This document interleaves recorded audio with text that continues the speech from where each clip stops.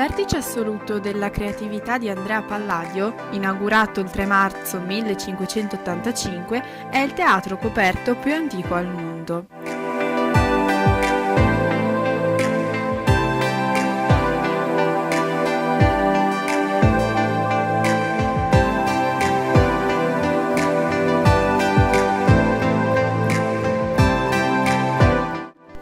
L'Olimpico ripropone la struttura dei teatri romani.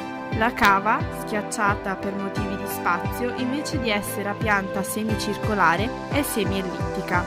La France scena appare come un arco di trionfo e l'arco centrale sembra essere nella porta regia, ma allo stesso tempo propone la tripartizione delle grandi facciate dei palazzi palladiani.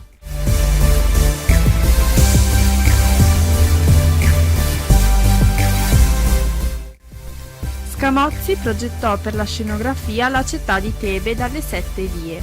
La via centrale appare lunghissima, ma in realtà è di soli 12 metri.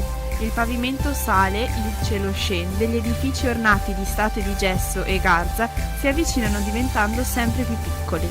Una città ideale in legno e stucco che potrebbe crollare e distruggersi con l'ingresso sbagliato di un attore in scena.